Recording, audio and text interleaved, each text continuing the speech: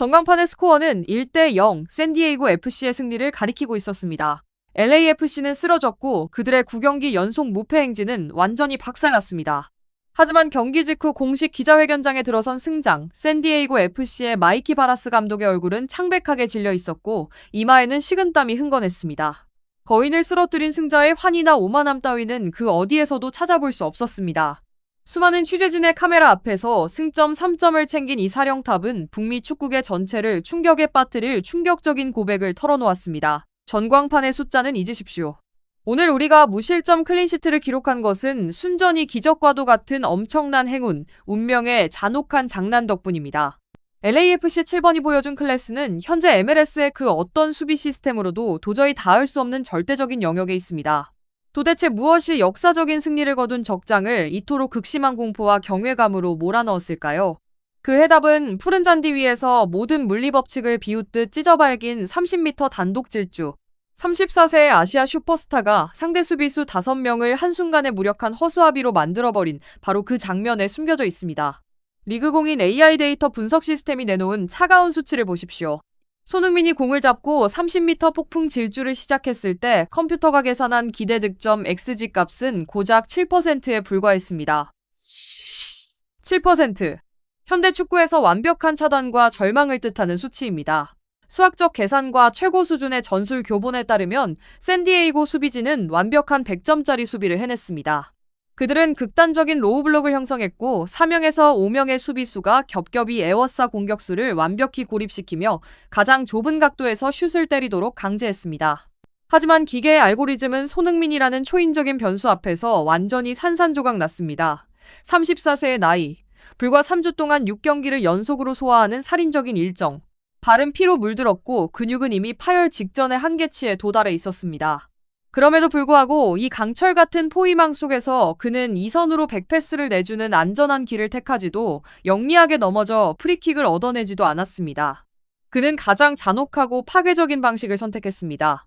유니폼을 잡아당기는 거친 파울과 폭력적인 몸싸움을 초인적인 코어 힘으로 튕겨내며 최고 속도 속에서도 완벽한 무게중심을 유지한 채 5명의 수비벽을 잔인하게 찢어발겼습니다. 그리고 터져나온 치명적인 왼발 대포알 슈팅.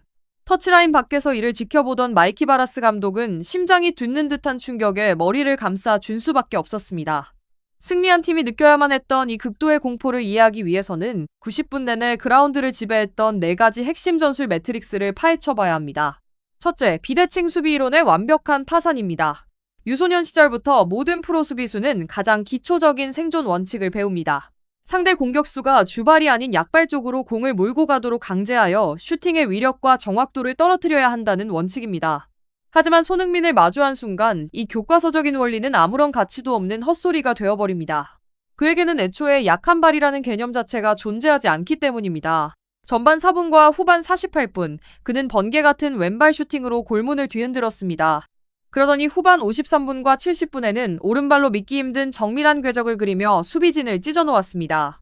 공격수가 거리와 각도를 가리지 않고 양발로 똑같은 파괴력과 정확도의 슈팅을 뿜어낼 때 센터백들의 뇌는 즉각적인 마비 상태에 빠집니다. 어느 쪽 각도를 막아야 할지 전혀 판단할 수 없게 되는 것입니다. 둘째, 30m 질주 속에서 펼쳐진 무게중심 전환의 공포입니다. 손흥민은 컴퓨터의 확률 따위에 맞춰 뛰는 선수가 아닙니다. 그는 인체 구조학의 한계를 뛰어넘는 신체 제어 능력을 보여주었습니다. 강철 턱처럼 조여오는 수비수사 5명의 압박 속에서도 그는 단 1초의 감속 없이 폭발적인 스피드를 유지하며 무게중심을 완벽하게 전환했습니다. 이 유려하면서도 무자비한 방향 전환은 샌디에이고 수비진 전체의 무게중심을 완전히 무너뜨렸고 모든 조직적 압박을 무의미한 몸짓으로 전락시켰습니다. 셋째, 황량한 사막 한가운데 선 제왕의 지독한 고독입니다. 이것이 바로 적장이 가장 뼈아프게 지적한 진실입니다. 마이키 바라스 감독은 손흥민이 빈 공간으로 쇄도할 때마다 등골이 오싹해지며 식은땀을 흘렸다고 고백했습니다. 하지만 불과 1초 뒤 그는 안도의 한숨을 내쉴 수 있었습니다. 손흥민을 받쳐주는 LAFC 2선 자원들의 시야와 판단력이 너무나 처참했기 때문입니다. 손흥민은 끊임없이 오프사이드 트랩을 부수는 영리한 침투를 반복하며 찰나의 공간을 만들어냈습니다. 하지만 티모시 틸먼이나 드니 부안과 같은 동료들은 공을 너무 오래 끄는 치명적인 불치병을 앓고 있었습니다. 최고 수준의 무대에서 공간은 단 1초만 존재할 뿐입니다. 그들이 불필요하게 공을 쥐고 템포를 죽인 뒤 패스를 찔렀을 때 공격의 골든타임은 이미 2초나 지나버린 후였습니다. 결국 손흥민은 오프사이드에 걸리거나 상대 수비가 복귀해 공간을 완전히 메워버리는 답답한 상황이 반복되었습니다. 넷째, 내부로부터 배신당한 공격 템포입니다. 샌디에이고가 승리할 수 있었던 진짜 이유는 그들이 손흥민을 막아내서가 아니라 LAFC의 전술 구조 자체가 스스로 팀 내 최고 슈퍼스타의 공격 템포를 질식시켰기 때문입니다. 만약 LAFC의 손흥민이 스프린트를 시작하는 찰나의 순간 단 한 번의 원터치로 뒷공간을 허무는 킬러 패스를 찔러줄 플레이메이커가 단 한 명이라도 있었다면 샌디에이고의 수비진은 전반전에 이미 흔적도 없이 찢겨 나갔을 것입니다. LAFC는 자신들이 보유한 가장 거대한 무기를 스스로 고립시켰습니다. 경기 전체를 깊이 들여다보면 한국인 슈퍼스타의 발걸음 하나하나에는 깊은 답답함과 고립감이 짙게 배어 있었습니다. 월드클래스 공격수가 끝없이 손을 들며 공간을 요구함에도 동료들은 갈팡질팡 백패스를 남발하거나 막다른 골목으로 드리블을 치기 일쑤였습니다. 뜨겁게 타오르던 승부욕은 점차 정신적인 탈진으로 변해갔습니다. 그는 미친 듯이 달려드는 상대 11명뿐만 아니라 손발이 맞지 않는 팀 내부의 엇박자와도 홀로 싸워야만 했습니다. 오작동하는 기계 속에 홀로 던져진 천재의 비극이었습니다. 99%의 일반 관중이 미쳐보지 못한 잔혹한 디테일이 하나 더 있습니다. 이날 경기에서 샌디에이고의 27번 수비수는 온몸을 던지며 축구 인생 최고의 경기를 펼쳐야만 했고 골키퍼의 기적 같은 슈퍼세이브 3번이 더해진 덕분에 간신히 골문을 지켜낼 수 있었습니다. 그것은 전술적 승리가 아니었습니다. 1초마다 터질 준비가 되어 있는 거대한 지뢰밭 위를 맨발로 걸어가다 경기 막판 LAFC 포르티어스 센터백의 어이없는 핸드볼 파울로 하늘에서 뚝 떨어진 페널티킥 덕분에 간신히 목숨만 건져 살아남은 형국이었습니다.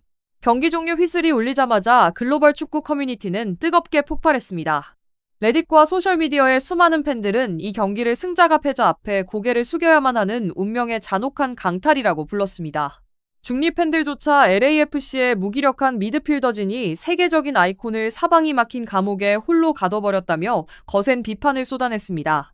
마이키 바라스 감독은 BMO 스타디움의 잔디 위에서 불굴의 투혼을 보여준 손흥민을 전쟁의 신처럼 예우했습니다.